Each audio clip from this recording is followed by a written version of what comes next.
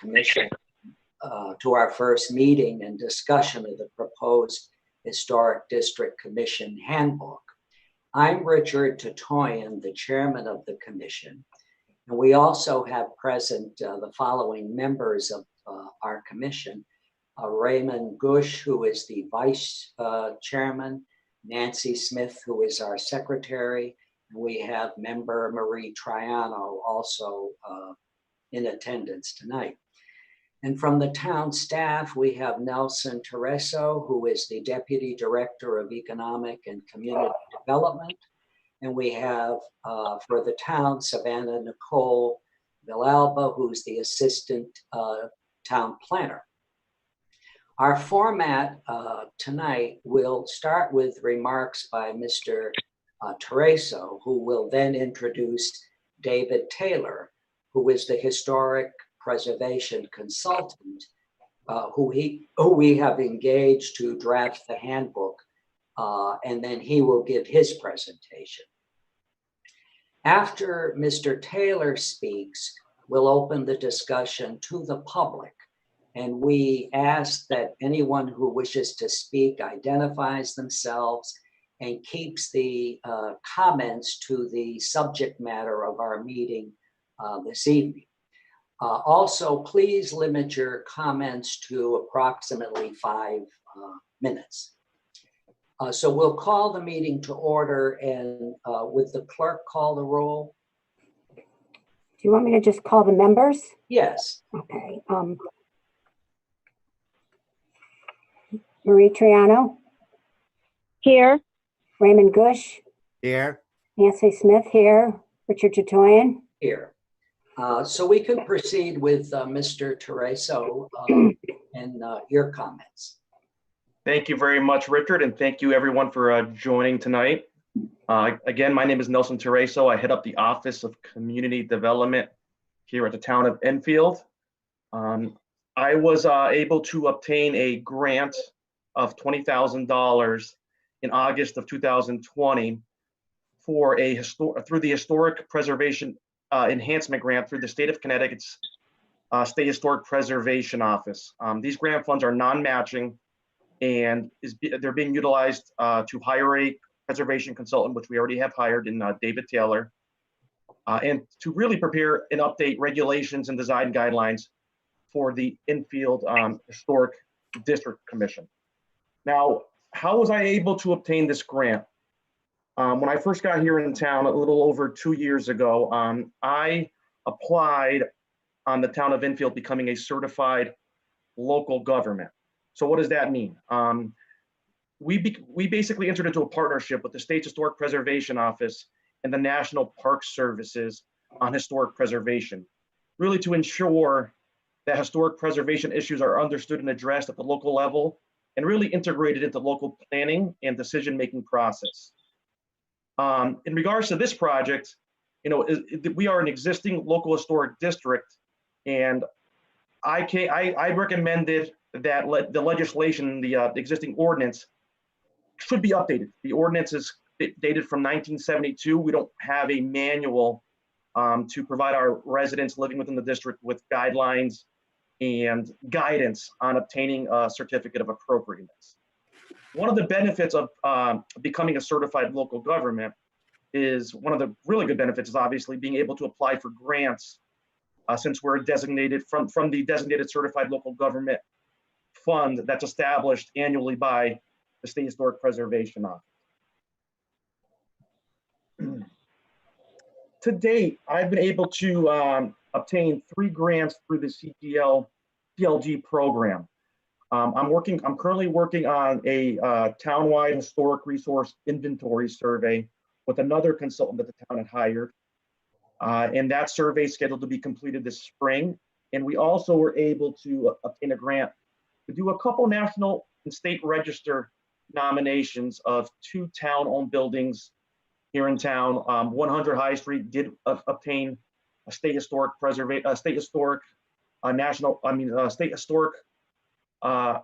register nomination, and I'm working on the 33 North River Street National Register nomination, which is currently with the state and scheduled on their agenda for this March to obtain ultimately obtain through the National Park Services a designation under the National Register of Historic Places. Now, I'm not going to steal David's thunder tonight in regards to the manual. Really, at the end of the day, this is going to be the official compliance manual that the town of Enfield, the Historic District Commission, is going to be utilizing moving forward. It's going to be a booklet. It's going to be online within the HDC's website, and it's going to be, like I previously said, it's going to be a guidance document and really guidelines to ensure that historic preservation is met within the town. The project's being coordinated by my office along with the Enfield Historic District Commission. Now, the goals of tonight's meeting, tonight's really just a kickoff. I just want to announce who our consultant's going to be. He's going to provide an overview of the overall scope of what this document's going to be made up of. And really, the most important part about tonight's discussion is to obtain and gather comments, questions, concerns from the residents within our community, but most importantly, within the Historic District Commission. Now, those of you out in TV land or on YouTube who aren't going to be able to submit verbal comments tonight, you're more than welcome to submit comments to David Taylor. He's going to be providing you with his contact information at the end of this presentation. Again, this is really intaking of public comment, providing an overview of the scope. And then this is not going to be the only time the public's going to have an opportunity to weigh in on this handbook.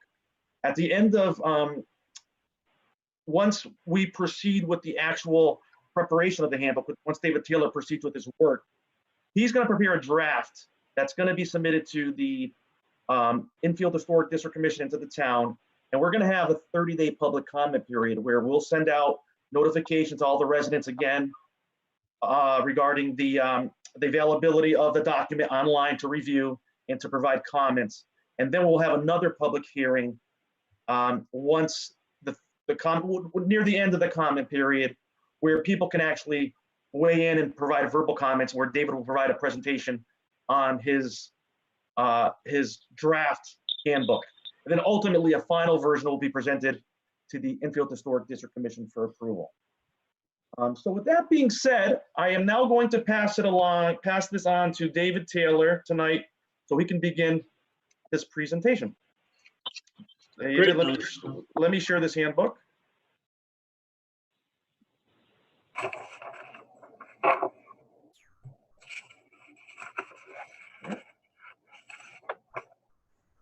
Can you all see the handbook? Yes. Yep, can now. You may want to switch it over to slideshow from the beginning. Yeah, there you go. That's good. Well, Nelson, thank you so much for the introduction. And I'm delighted to be with you all tonight to talk about this project. What we're going to be doing tonight is kind of going through the process of the guidelines, the design guidelines, and the commission handbook, and soliciting comments at this early date from members of the commission, and then also hopefully you'll have a contact information for me, and I certainly welcome any comments that can come from the commission or the public. And what I will do is just kind of try to give keys to in terms of switching the images. And if we could go to the next one. There we go. This is just a matter of information. This is an 1867 map of Enfield from a county atlas. And what you can see that the area down toward the lower left-hand corner is the downtown area. And that's the area that we're going to be looking at in terms of the design guidelines. The next image. This project really has three purposes. The first one is to provide the commission, also property owners, tenants, architects, and contractors with this manual that will be used to gauge physical treatments that the commission will consider appropriate to the historic district. That is what the commission is set up to do, is to review applications for construction or alteration that would be appropriate to the historic district. And those various elements will be set forth in the design guidelines. The second purpose is to provide the commission with standards to further the review process. We want to establish an objective basis for decision making. And right now, the commission has basically been operating with the Secretary of the Interior's standards for rehabilitation, which are a series of 10 general standards that guide sensitive historic preservation decisions. And what we want to be able to do in this process is to come up with a specific document that deals just with the Enfield Historic District. And then the third general purpose of the booklet is to provide the citizens of Enfield with some general information on historic preservation, some guidelines, some guidance, sources to consult in terms of understanding the process of historic preservation. Now, the next slide, we want to emphasize several things. This project is going to involve field work, looking at the existing character of the district and gathering images from the conditions of the district to be used in the handbook. Now, I want to let everybody know that I will be on the street in the neighborhood with camera in hand, taking images throughout the historic district. I would also want everyone to know that the images will only be taken from the public rights-of-way. Not stepping onto private property or going around the backs of buildings or anything like that. Strictly from the public rights-of-way. The next image, it just re-emphasizes how important it is that we understand the issues and concerns that are most important to the commission and to the residents of the historic district. I think all of us want this to be a product that is not the reflection of some out-of-town consultant coming in and telling the folks in the historic district. I think all of us want this to be a product that is not the reflection of some out-of-town consultant coming in and telling the folks. I'm sorry, we got like I don't know how to. we want. No, but I'm trying to mute. How's that? Can you hear me? Yes. Okay. This booklet, this manual, we want to be the product of the commission and of the residents in the historic district, not something that somebody from out of town comes in and tells the community and the folks in Enfield what to do. It's something that we want to have grown from within the commission and to reflect the issues and the concerns that are most important to the commission, so that it really will become your document when it's done. Next, we'll see that also in the booklet, we'll talk about the origin of the commission, the 1972 Historic District Ordinance that Nelson mentioned earlier, and also the section of the Connecticut State Statutes that enables this kind of municipal activity. This is a legitimate municipal activity. It's been tested clear up through the courts to the Supreme Court of the US. And in the 1960s, local historic district ordinances were held by the Supreme Court to be constitutional. And that, of course, came about through the discussion of the demolition of Grand Central Station and the New York City Landmarks Commission. We also want to come back to the notion that it is so important to understand what issues are of concern to the commission and to the residents. So let's get into the handbook itself. And what we're going to do first is to go through a likely suggested table of contents. And in the next image, we can see the book's going to have an introduction. There'll be a narrative as to why do we need design guidelines. It'll be discussion of the Historic District Commission. It will discuss the review process when people want to make application to the commission to do work on the exterior of their properties. Remember, this is only dealing with the exterior. We will deal with the necessity of a certificate of appropriateness and discuss when is one required. There'll be a flow chart illustrating the application, the review process, and the approval process. There'll be a section dealing with emergency repairs in terms of something that might happen to a building that necessitated repairs made in an emergent fashion. We'll look at benefits of property ownership in the district, and then there will be a series of just general things to remember about the whole process. The next image, we'll be looking at these kinds of features organized by exterior characteristics, exterior surfaces, and that will deal with masonry, wall and foundation surfaces, as well as wood surfaces, how to deal with historic wood surfaces, windows and doors, roofs, chimneys, and porches, and the necessity to treat all of these various elements with sympathy. The next one deals with painting, and it's important to remember we're not suggesting color selection. This is not going to be the color police, but just recommended treatments for painting, including surface preparation, placement of color, lights and darks, things like that. And then a section dealing with dependencies and outbuildings, which could be barns, garages, things like that.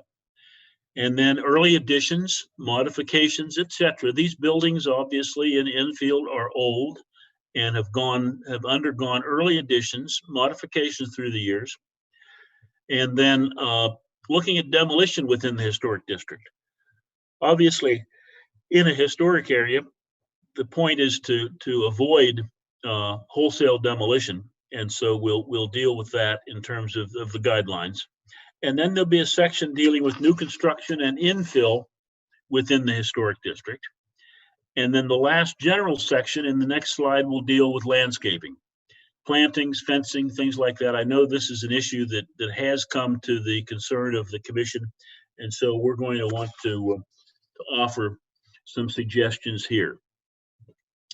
Now, the next image will the Secretary of the Interior standards for the treatment of historic properties. These are those 10 standards that have been national standards since the 1970s, and we're going to be reproducing those just as a matter of reference as part of the handbook.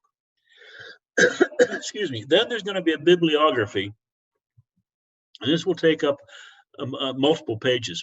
A bibliography of some general historic preservation sources, and some of the topics that you can see include maintenance issues associated with historic buildings, environmental issues, for example, things like lead abatement and radon, general rehabilitation issues, wood preservation and masonry and maintenance.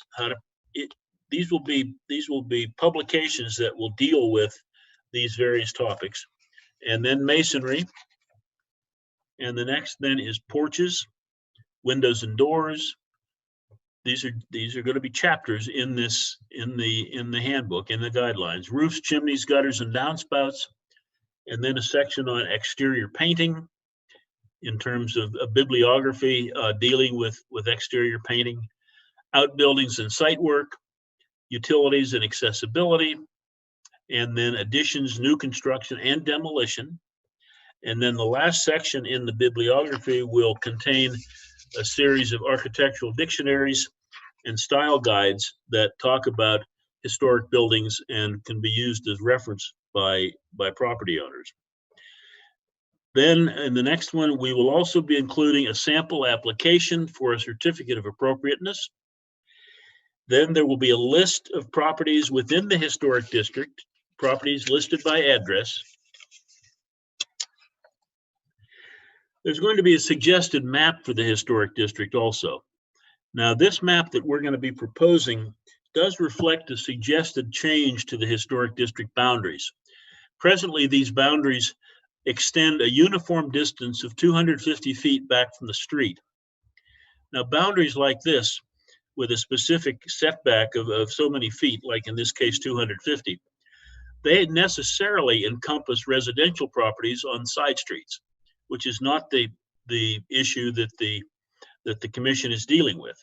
The proposed map extends only to the rear boundaries on the properties fronting on Enfield Street, and that can be seen in the next slide.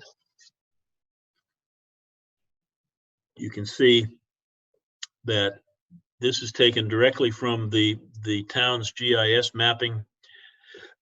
Excuse me, and it follows only the rear property lines of the properties facing on Enfield Street. In other words, if you look at the middle part there where Fairview Avenue is, 250 feet would extend this boundary back into the residential areas on Fairview Avenue. The suggested boundaries now would just simply extend as far as the rear property lines of the properties that front on Enfield Street. And then to remind everyone in the next image that we are dealing with a grant from the Connecticut State Historic Preservation Office. A specific times table is required, and we are anticipating that a draft document will be provided to the commission by June 1st.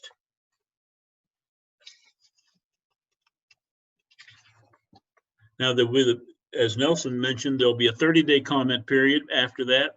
Then there'll be another public meeting to receive comments from the commission and from the public before the handbook is formally adopted, and that would likely occur in July of this coming summer.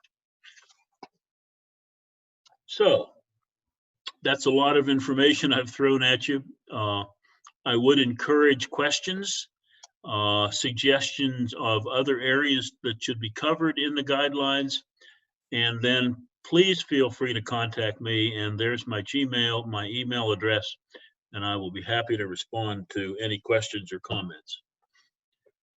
Anything now?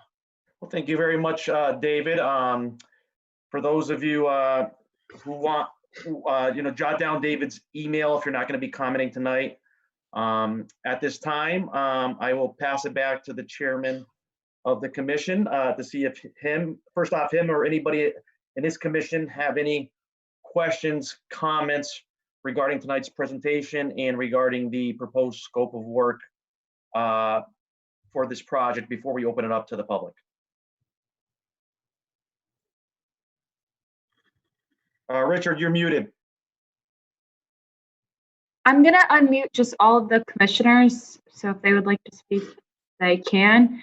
Just please be cognizant that you're all unmuted.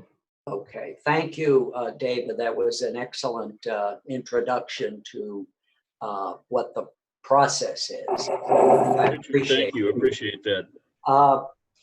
I'd like to invite any questions from the commission first, and then we'll go to the public, and then we can return back to the commission. So is there anyone with specific questions for David from the commission? Not so much a question, but I'd just like to make a comment to all the residents who may be listening in that we as a commission have gone through a number of people to choose for this project. And Mr. Taylor's qualifications are incredible. And I'm happy to see that. I'm happy to see what he comes up with. And I definitely encourage all the residents who may be listening in to be proactive. We are stewards of this historic district, and we pride ourselves on that. And we would love to make it as proactive with everyone in the district to help us out with this project. Ray, thank you so much for the kind words. You can't see me, but I'm smiling at you from Pennsylvania. Thanks a lot. So we can invite any comments from the public at this point, or questions for David, comments. Is there anyone? I see that a hand is raised. If people who would like to comment from the public know how to use that feature, please do so. But anyone who does not, I'm going to check off who has spoken, and I will unmute everyone who hasn't individually just to be sure. Anyone here who may want to speak can do so. This is Frank Cosa. Can you hear me? I Yes. can. Yes. Anyone here who may want My question is that, Mr. Taylor, have you gotten any benchmarking from other towns within, Yes. may have similar handbooks? I'm sorry, Frank, you kind of broke up. Have I gotten any what? Any benchmarking information from other towns like Simsbury, Glastonbury, that have similar historic districts? I don't at this point. I will tell you that one of the latest projects that we did was a guideline, was design guidelines. Benchmarking from Are we okay now? We did a historic district guidebook and design guidelines for the city of Peekskill, New York, in Westchester County, and that project received an award from the Westchester County Municipal Planning Federation. So design guidelines have been done obviously in other communities, and we will be looking at other communities in Connecticut in terms of looking at verbiage and examples and topics and things like that.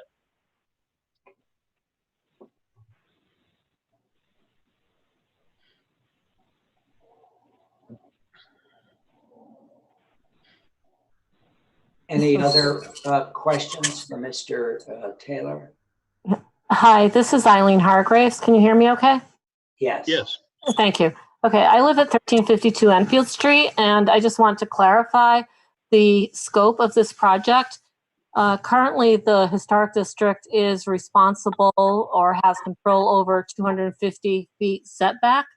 Our property goes back 300 feet. You're now proposing to include, I can see that you're going to exclude properties that are not actually on Enfield Street by shortening that distance, but do you intend to also increase your scope by going back the full like back line of my property now, so that my garage and pool house will become part of something that I need to receive permission for to do any work on? Eileen, just to answer, in terms of where things stand now, this is nothing more than a preliminary recommendation, and certainly we would want to have the input of the commission before anything final would be done. Now, keeping in mind that this change in boundaries would also require an ordinance, local ordinance, in terms of modifying the historic district ordinance that was passed in 1972. So in terms of coming up with a boundary area, it seemed, at least at this outlook, that this stage of the game, that the rear property lines would make sense. Now, keeping in mind some of those are deep property lines, so that's going to be something in this process that, that we're going to want to look at. Thank you. You bet.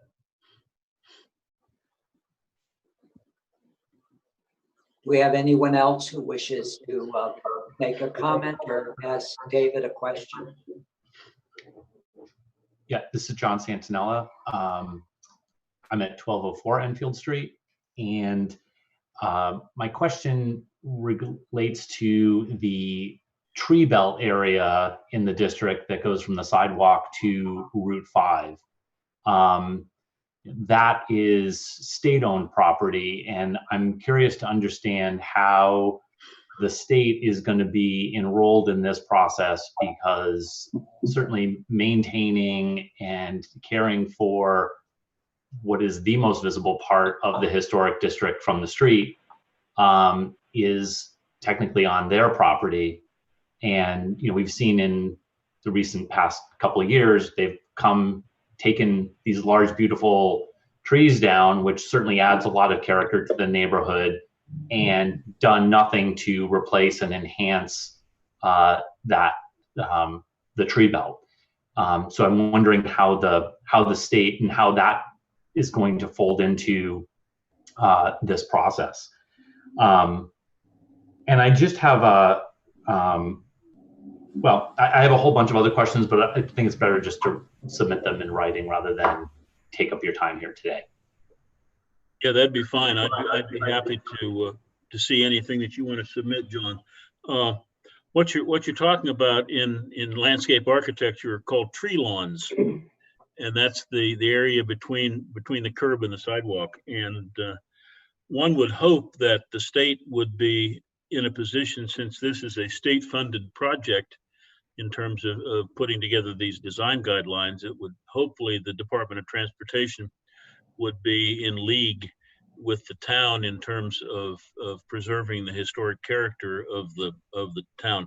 Now, I think anybody who lives in any place that is under the auspices of a state Department of Transportation knows that sometimes things happen that perhaps the public and the local community has not been consulted on.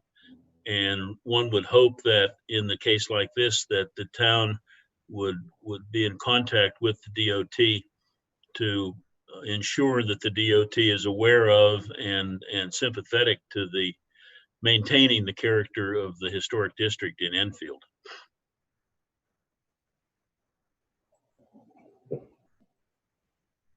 Do you have anything, Nelson, to add to David's comment on this issue of the state? Well, in regards to trees and public right-of-way, I mean, the State Department of Transportation, they look and address the most important thing is the safety of people on the roadways within the public right-of-way and the people walking the sidewalks. But obviously we need to be cognizant. I mean, the state does, through a SEPA perspective, Connecticut Environmental Policy Act, look at, ensuring that, there aren't any impacts, again, to the private right-of-way. The public right-of-way is really at the state's discretion. If there are ever any concerns regarding any work that's being done, state work that's being done within the public right-of-way on a state project, feel free to notify my office. Our Department of Public Works and our town manager can be cognizant of residents' concerns and notify the state. Now, John, are you talking about the state basically within the public right-of-way cutting these trees within the tree lawn, as David mentioned? Yeah, so there were probably 10 very large trees in the last year that have been taken down, and they should have been taken down because they were dying. Large branches were falling onto the sidewalk. It was a hazard. There are, some dead trees on my property, my neighbor's property, that we can't get taken down. But it's not just about the trees, it's about the ones that were taken down and then replacing them so that in the future it is restored to its appropriate look. And, in the same way you're asking all the residents here to appropriately maintain their property, the 50 feet from my front door to the road is not my responsibility. And to your point, they can do whatever they want to do. And I'm just saying that's just as much of value that's as important to keeping the value of our property up as what we do from the sidewalk to the back property line. Completely understood. I think that will be out of hearing myself again. I think that'll be outside of this scope of this project, because this deals with treating exterior features to the actual properties within the private right-of-way. But that is something, we've looked at all throughout Route 5, and maybe we can address with the DOT on, and with the region, the Capital Regional Council of Government, CROG. They provide us with grant funding on a year-to-year basis for streetscape improvements, for highway improvements within our state highways. Obviously, Route 5 is a state highway, and we could look at seeing what we can do in regards to restoring throughout town. I know that the Conservation Commission also talks about Route 5 not having enough trees, especially to the north as you approach Long Meadow. That's another issue that's been brought up. So I can look into that, but again, I think that's separate from this issue tonight. But thank you very much for your comment. So do you have anything else, John, that you wanted to add? No, I think I'll just leave the other comments to written comments to Mr. Taylor. Okay. Good. Is there anyone else? Hi, so my name's Steve Ragnoff. I own and operate Stevie's Little Store out in 1436 Enfield Street. Curious on thoughts, as I didn't see in the table of contents anything that kind of specified anything regarding business or anything like that. Curious on what and how might be affected in the terms of maybe like advertising or fixtures that I could or couldn't do at the store and things as I continue to grow my business. Steve, that's a good point. I think basically what we're looking at in the large picture is the exterior character of the building.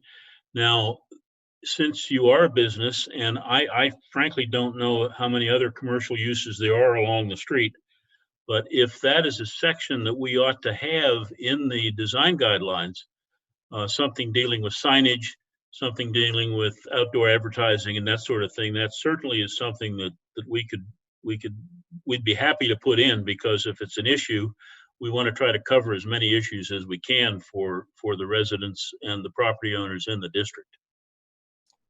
My understanding is, and somebody correct me if I'm wrong, I think it's just myself and the post office.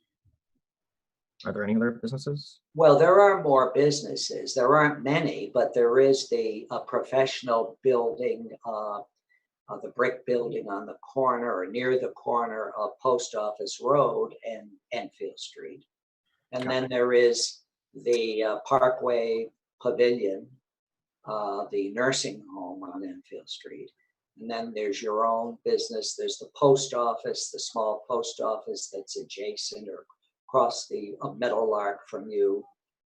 So there are a few. And then there's Enfield High School, which has come before us requesting a sign in the past.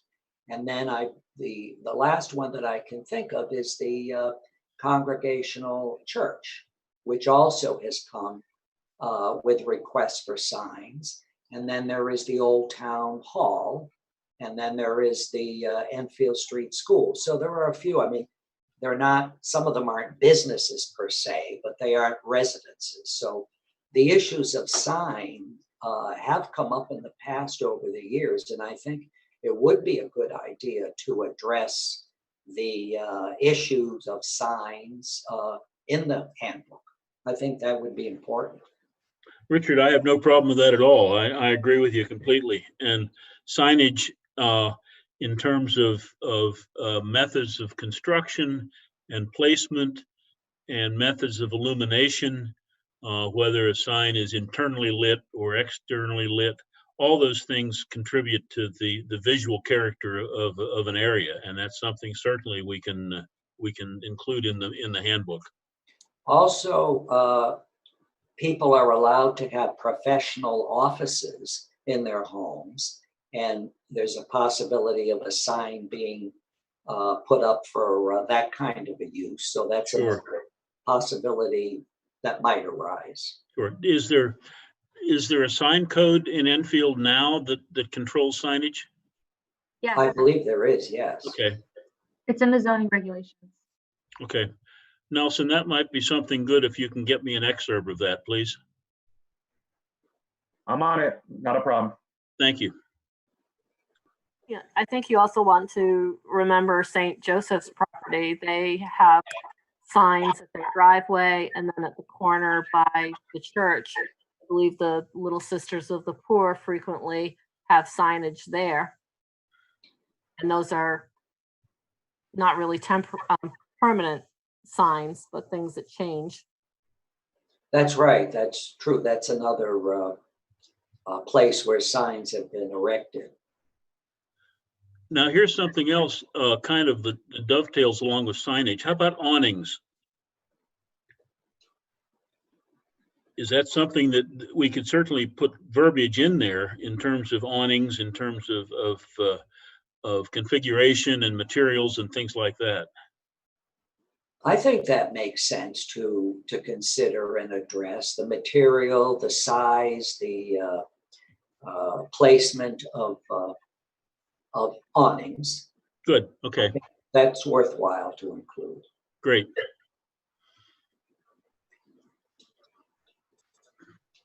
So do you have anything further, Stephen?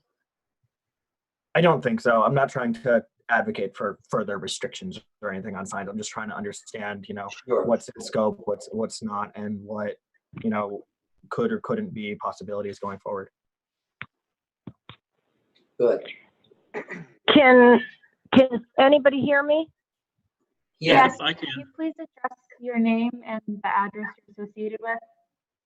Okay, it's Lori Longy, and it's 1427 Enfield Street.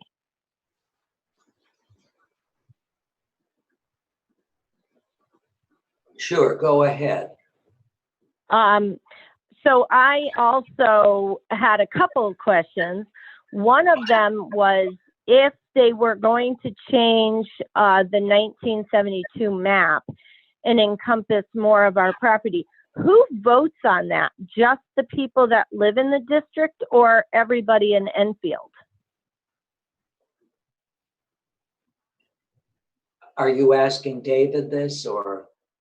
I think that Well, if it takes a change in the ordinance, I would think that your town board would be the voting mechanism. Would be the town council. Town That would be- council. That would be correct. It would have to go through the town council, to the town manager's office.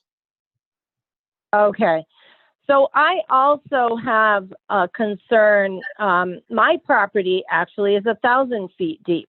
So right now the district encompasses my house, but my business, which is a farm and a landscape construction company, is in the rear of the property, which is now outside of the district.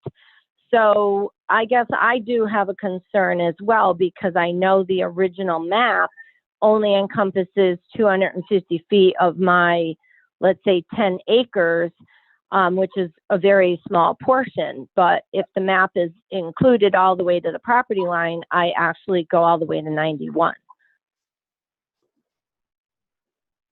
Lori, that's a good point, and that is certainly something that we would look at in terms of coming up with a final recommended map.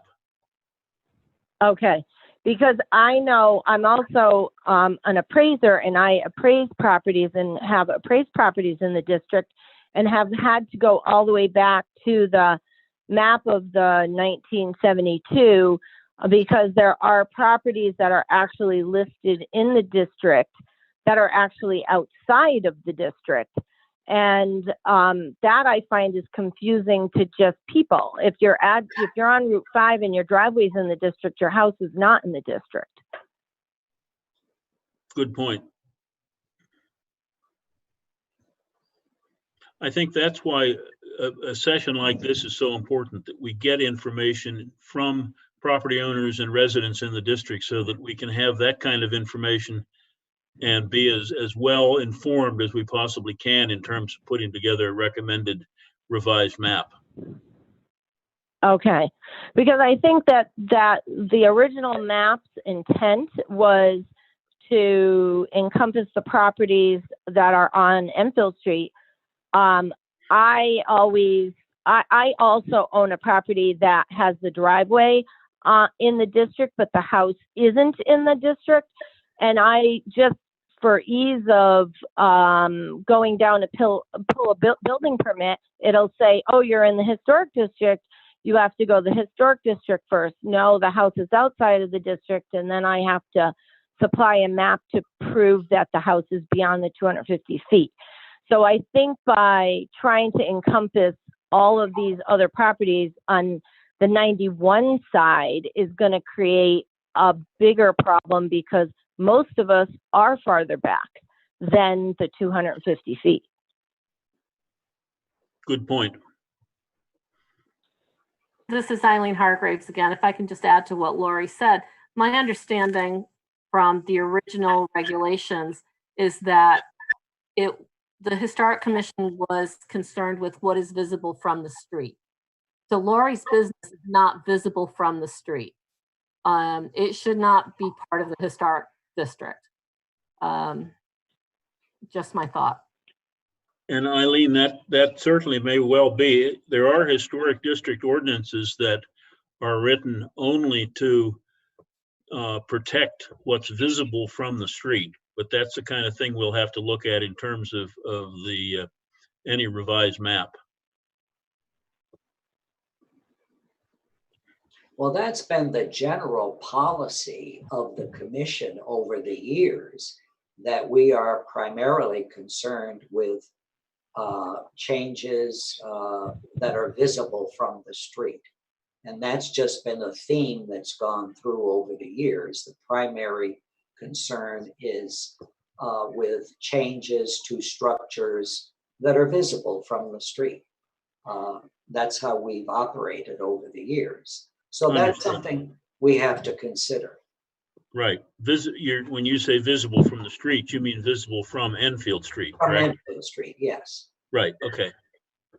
Yes.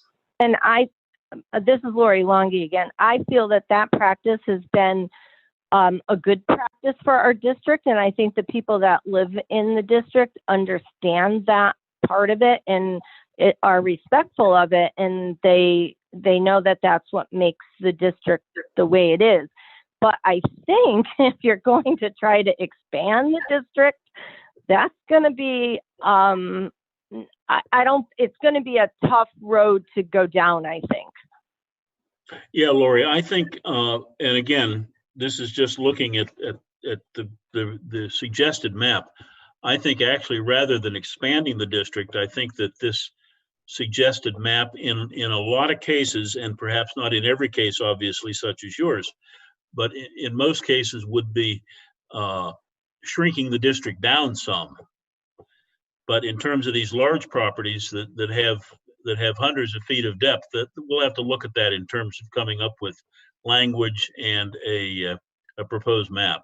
Because I think it's important that one of the products of this process is a good GIS-based map, that everyone will know what is in the district and what is not in the district.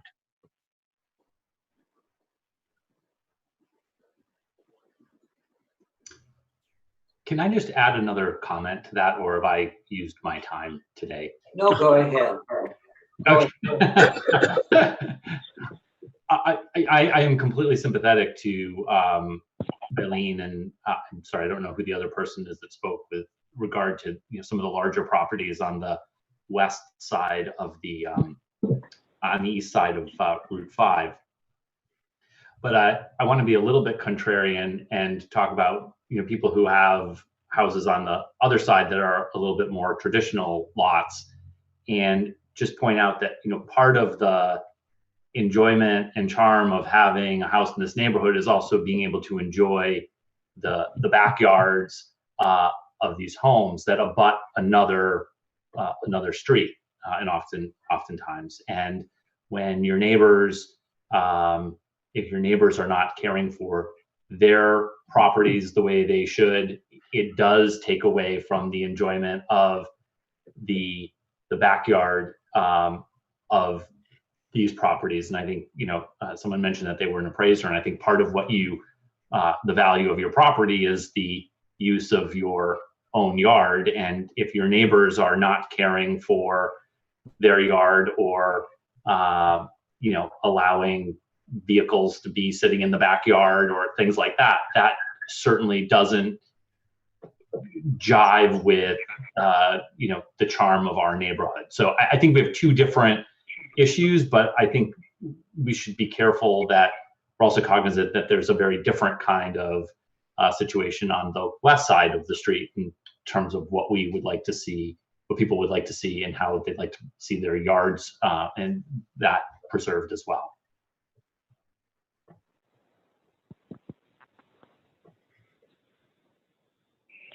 Well, one of the issues that has come up over the years from time to time, somewhat related to what Mr. Santinella just commented on, is, and I think this is something that should also be addressed in the handbook, is the sale of items, personal property on the front of the properties that are these sales of items visible from the street. When I say personal property, I mean motor vehicles. We've had snow blowers, we've had lawn equipment placed out in the front of properties. And also, there have been concerns about people keeping their trash containers visibly or visible from Enfield Street. And perhaps that can be looked into or addressed in some way. This is not, I don't think we want to, I know we don't want to prohibit something like a garage sale or a tag sale, where you have people with snow blowers and lawnmowers on their front yard for weeks. It's almost as though they're operating a business. So I think that's something that we should look into. Great. This is Lori Longy again. May I speak? Yes. Okay. I guess I'm going to go back to and it'll be a debate, but I bought this property. I maintain my lawn perfectly all the time. We bought the property knowing that the district was 250 feet from the road to behind the house. Expanding the district is a whole nother thing. I think everybody that's on the east side that has property all the way to 91, which I think there's tons of us that have like 1,000 feet back. We just know that that was the district, and to expand the district on the other side of the street, I think is going to be not worth in what this committee wants to do. I just think that, yes, I believe that we should have standards. I believe that people want to follow standards. I think that most people keep their yards maintained very well. But I think when you're trying to go beyond the district that everybody bought in or everybody thinks is the district, is going to be it's going to be a big deal, I think. Chairman Tatoyan. It's Savannah Nicole, Assistant Town Planner. May I speak? Yes. I've really appreciated hearing everyone's comments about this, but I think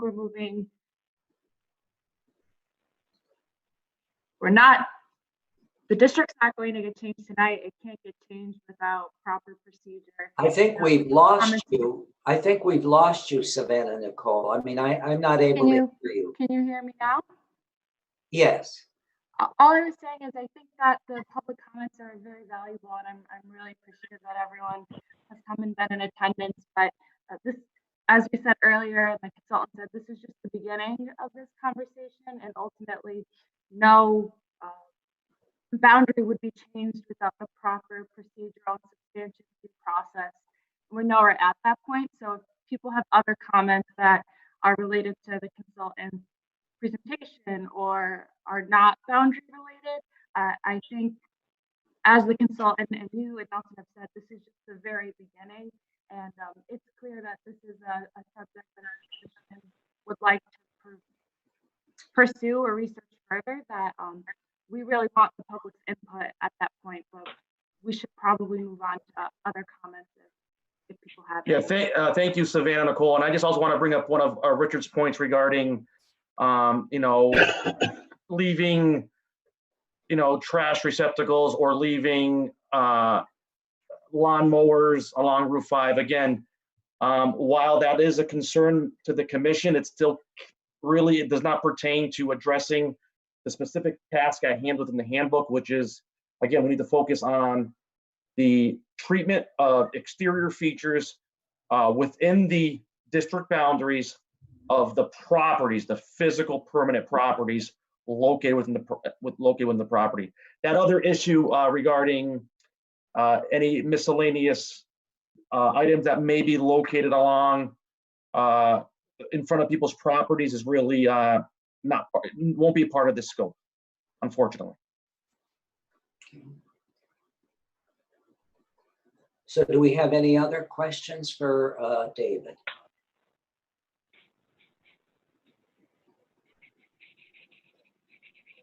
Okay, hearing none. David, do you want to follow up on anything?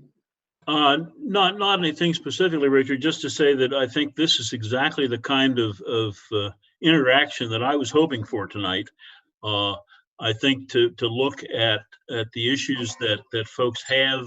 I think the issue, for example, of protracted storage of junk cars or for sale cars even, that comes down to a zoning issue more than a historic preservation issue, and that would be the sort of thing that typically would be covered in a zoning ordinance.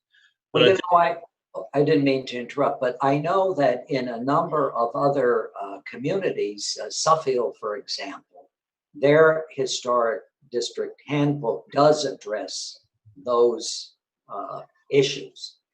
And in other towns, they've also talked about that type of problem. But we can talk about that. Yeah, sure. Absolutely. No, I don't have anything else to add. Just to come back to what Savannah Nicole was saying, this is the very first step in this process. And we have a ways to go before anything is hammered out and finalized. And I think we want this end product to work for the community, not just for one segment of the community. So now members of the public and the commission now have a way to contact you through your email with any further comments, anything people may be concerned about after this meeting going forward. Yes, and I would really encourage you to use that email and to get comments and questions to me, and I'll respond in a timely fashion too, I promise. Good. Well, thank you for your presentation, David. Thanks, Richard. I enjoyed it. Good. Chairman Tatoyan, yes. May I make one more comment? And Sure. just for anyone watching on ETV or in this meeting, in the letter you received, the Town of Enfield Planning and Zoning Department has recommended that you send an email to our zoning enforcement technician, Nicole Maruka. And so in any instances where Mr. Taylor will be coming before the HCC, we will send out an email blast. So there are other ways we can work on the town side to ensure that if you're an interested party, that you will be made aware when these meetings are occurring. Okay, fine. And Nelson, do you have anything more? No, not at this time. I mean, just again, this is not going to be the last time you're going to see myself or David or the commission regarding this handbook. Again, it's the first step, and we once the draft is developed, you're going to have time. We're not just going to have a meeting. We're going to issue a notice, a comment period. The draft will be available on the town's website, and then we'll hold another meeting to go over the actual document. So the draft is going to be published on the town website, which everyone has access to. And that Yeah, and we'll probably either send emails to people who are on our list, or we may just do another letter to all the people living within the district, notifying them of the public comment period. Okay. So the commission members and the members of the public that are here all have had the opportunity to comment and speak. Is there anyone else that has anything before we proceed to close our meeting? I'm sorry, I just wanted to ask, what's the email that we're supposed to add our emails to? The letter that went out, I'm not sure if it had your email, but we will probably just send out another notification to all the residents in the mail. Yeah, unfortunately, I misplaced that letter, but had the date on my calendar, so I wasn't sure who I was supposed to email to say I wanted those notifications. If you'll be emailing everybody again or sending letters, that'll be great. Thank you so much. I appreciate the opportunity to speak. I can say the email for the record, just so that this meeting will be on YouTube. People can see who they have to send it to. Nicole Maruka, Zoning Enforcement Technician, and her email is N as in Nancy, M as in Mary, A as in Apple, R as in Richard, U as in Umbrella, C as in Candy, A as in Apple, at enfield.org. Okay, thank you. Well, as we close the meeting, I want to express our thanks and appreciation to Savannah Nicole, who is leaving our staff for a new position, and we all wish her the best of luck. Thanks, Chairman. Sure. So we will close the meeting, and I'm sure we will be in touch with David, and we'll be continuing with this process over the next few months. And thank you all for attending. And thank you all from me too. Good. Okay. Good night. Good night. Right.